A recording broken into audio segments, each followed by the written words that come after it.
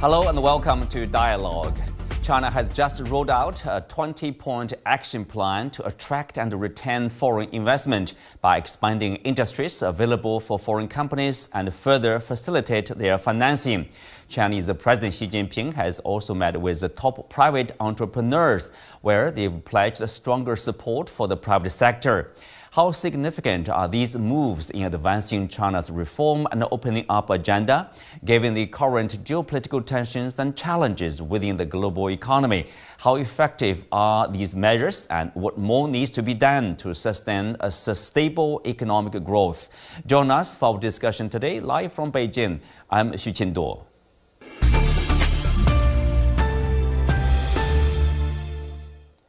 Joining me today for the show are Hong Hao, Chief Economist at the Grow Investment Group, and Carlo Diego D'Andrea, Vice President at the European Union Chamber of Commerce in China, and Pascal Coppens, keynote speaker and author on Chinese innovation, and Johan Annell, a partner at ARC Group.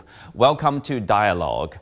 So, Hong Hao, we'll start with you. The recent developments, of course, moves to attract more foreign investment, and also the meeting between basically Chinese leadership with the private sector entrepreneurs.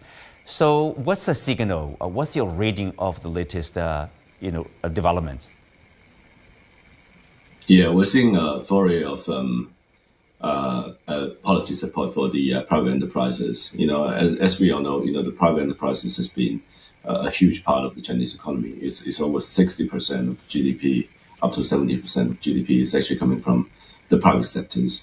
And I think since the COVID period, for some reason, the private enterprises failed to expand at a rapid speed, due to a lack of credit support.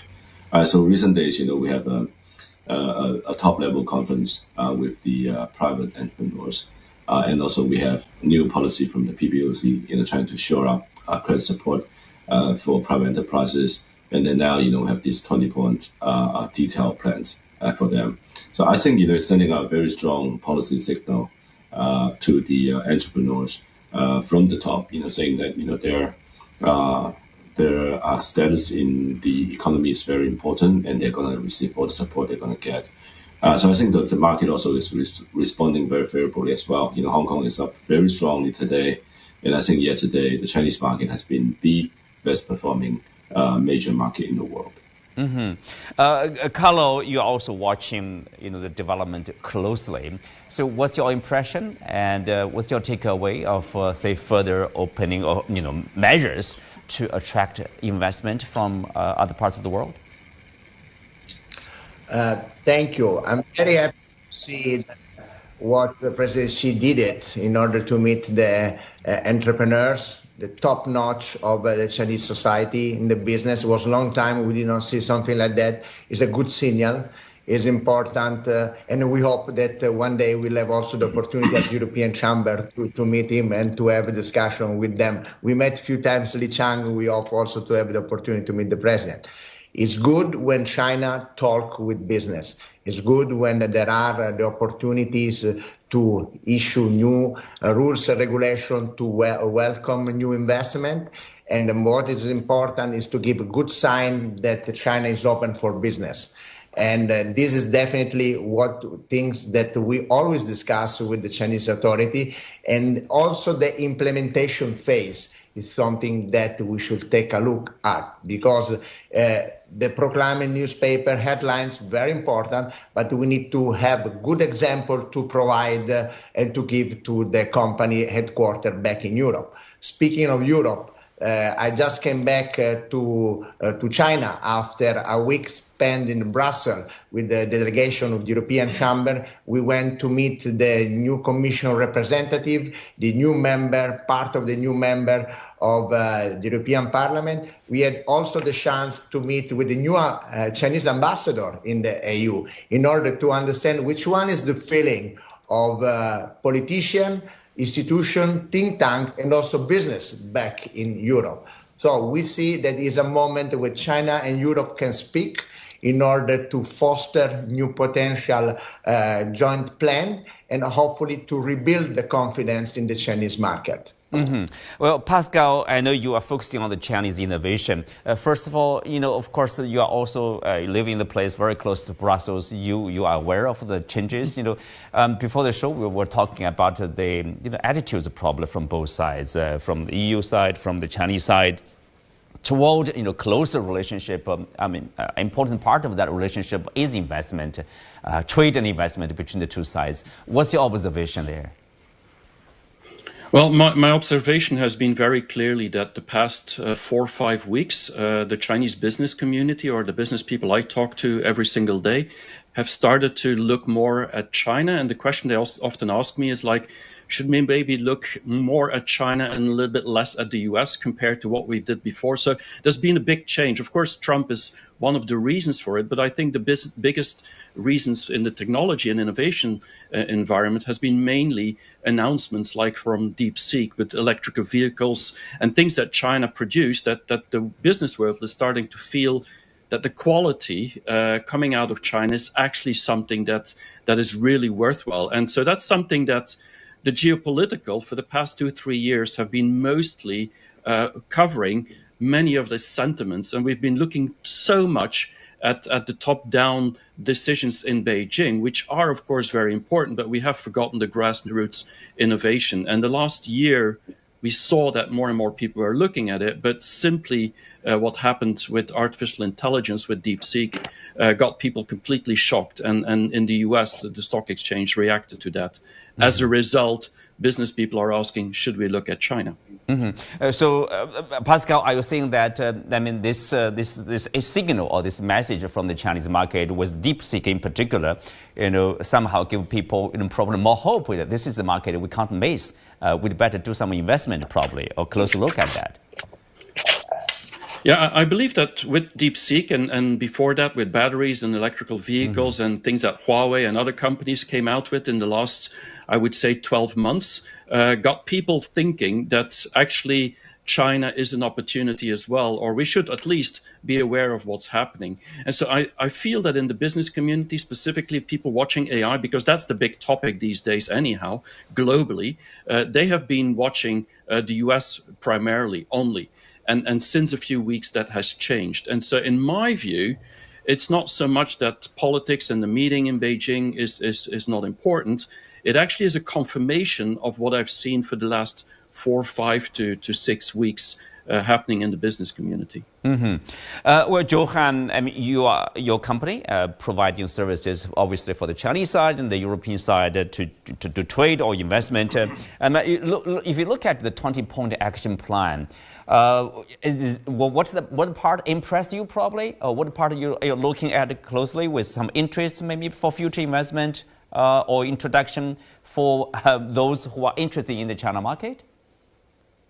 Yeah, so I think first it's very positive with really giving recognition to these great entrepreneurs and for the world to see and for Chinese people to see these role models in building great companies that both go out and compete globally, but that can also be partners for European companies entering China to work with.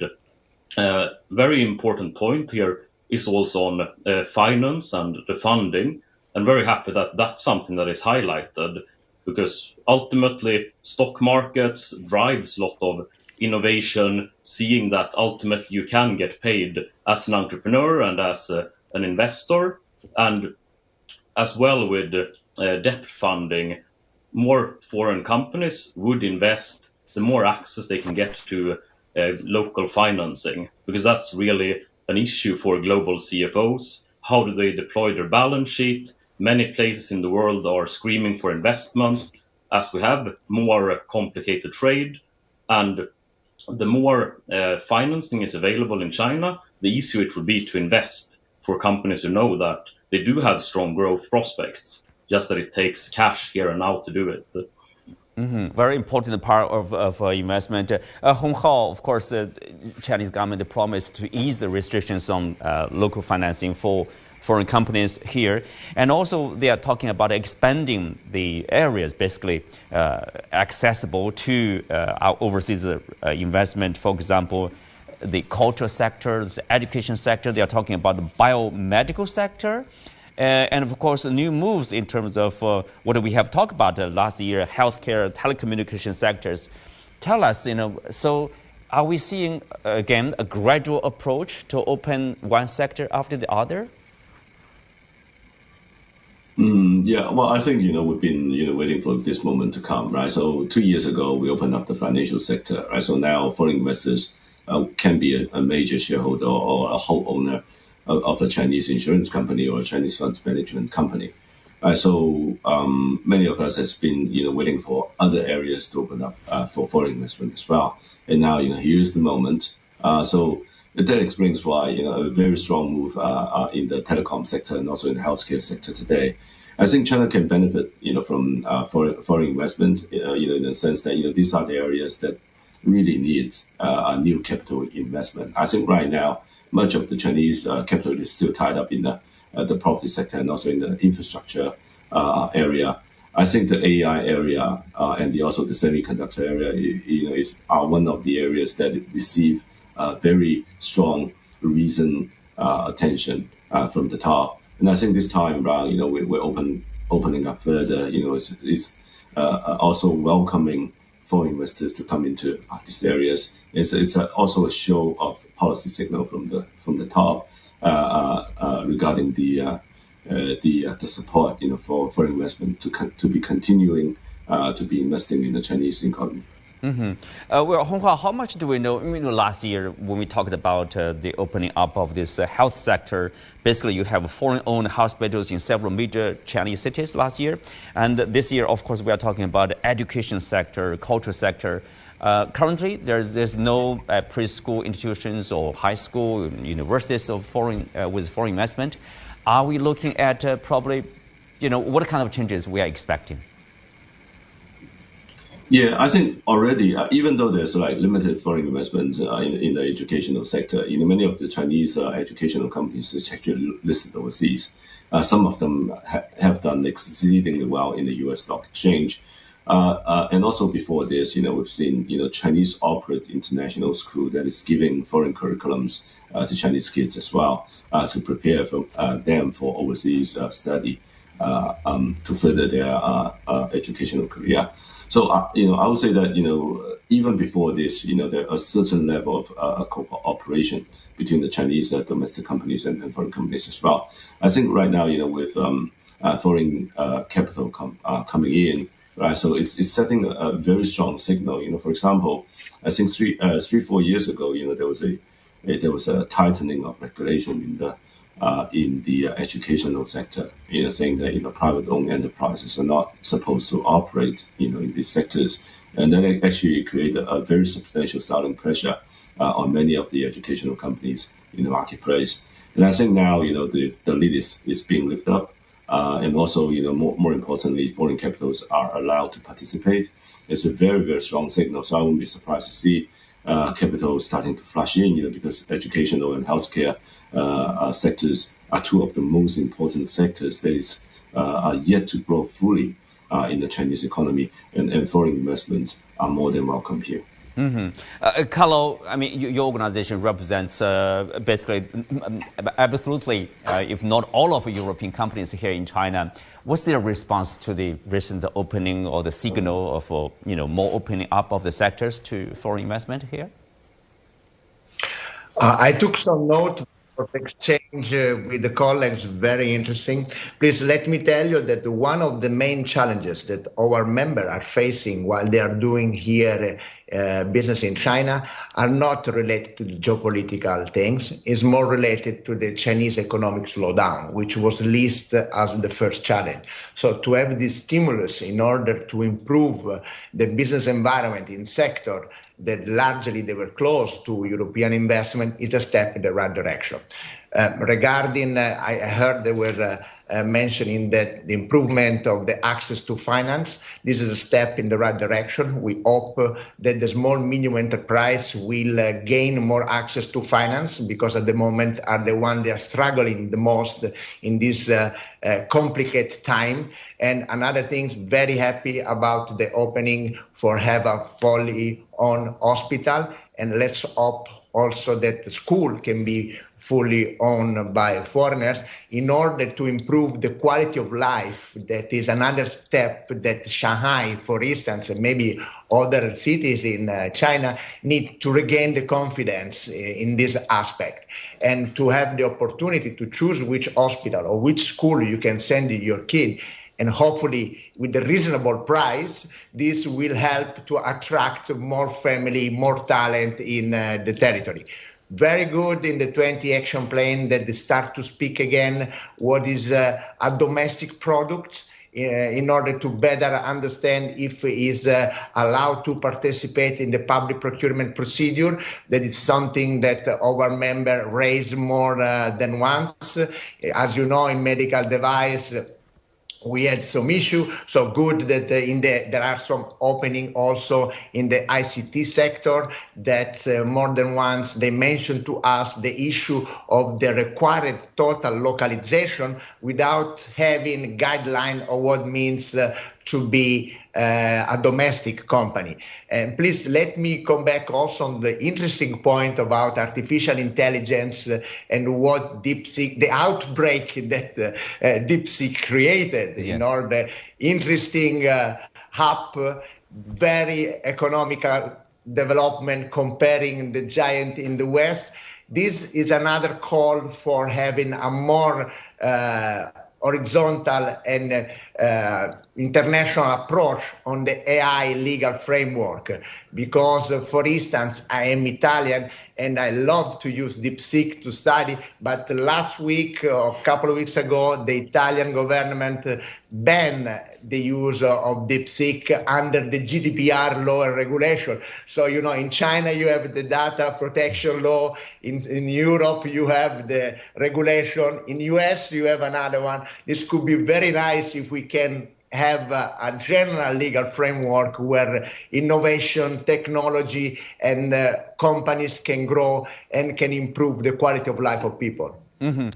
Well, Pascal, I want you, picking up on what Carlo has said on that point, is there a possibility, what need to be done probably, say, between China and the EU in terms of like a DeepSeek, in terms of the data protection, and also probably a cross-border transaction, the flow of the data. In what way that we can protect the data in a way that will not affect the business cooperation there? Well, I think it all starts with communication, and I believe that in Europe, in the past years, we've been very much in a protective mindset, being very careful about anything leaving the EU or actually being able to hurt its citizens in any way possible. But I think we missed out on the communication very often with China. If you look at AI, it's a very good example. I mean, China has put really good AI ethics laws in there, or regulations, also how to protect the data. But there's been very little comparatively discussion between China and the EU on how to work together on a more global framework. But I think DeepSeek has shown something else. And I agree that it's in some countries we are cautious about using DeepSeek, but let's not forget that it's open source. And so what it proved with DeepSeek is that ultimately it is a model that can be used for anyone, and you don't need even China to actually run these models. You can actually run it on your own laptop or your own servers. And the most interesting thing about that, if you see at the DeepSeek, and I don't want to go completely in the DeepSeek story, but if you go look at that, is how today more than 200 companies, including big companies in the US and Europe, have embedded DeepSeek or offered it to its clients on its service, on its program. So the idea is like, it's not about whether it's Chinese or not Chinese. It's more like it's a really efficient tool. And I think China has proven that over and over again over the past year or 2 years, with the electrical vehicles, with now DeepSeek, with batteries, with many of the green technologies and so on. And so people are starting to realize that we have to go beyond the narrative and start to talk with the Chinese to see what we can learn in Europe from China and what we can offer to China. And I think that's where this 20 action points is very interesting, because I believe what we can offer very much is everything related to services. And to do that, markets have to be open. Has to be open. Just one last probably interesting point here, Johan. In the 20-point action plan, the Chinese government seems to also encourage foreign firms to invest in the eastern or the western region of China, central, western, and the northeastern provinces, to join this, what we know as high-quality development of China's manufacturing industry. What's your take on that? So it's something that's obviously needed by central government to think really about how to include these regions. When it comes to foreign investment, it is frankly harder because you have very strong clusters near the coast, like Jiangsu, like Greater Bay Area, that are just so dynamic with international talent, and near the ports, very good connectivity, and just strong clusters, which are very hard to beat. So for companies to choose some of the less invested regions, that does take quite a lot. And to get these positive cycles going of investment and having stronger local supply chains and talent pools. Well, Johan, related to that, what do you think the local, regional governments need to do to attract investment, for example, from the EU? Of course, they are not really enjoying the advantage compared to Shanghai or Hangzhou, but what they need to do to make themselves stand out, like, hey, look at us, we could be your candidate, probably preferential candidate. One thing is the basic of good governance and companies being there, really seeing that here rules are very well implemented, things just work, and that is one thing.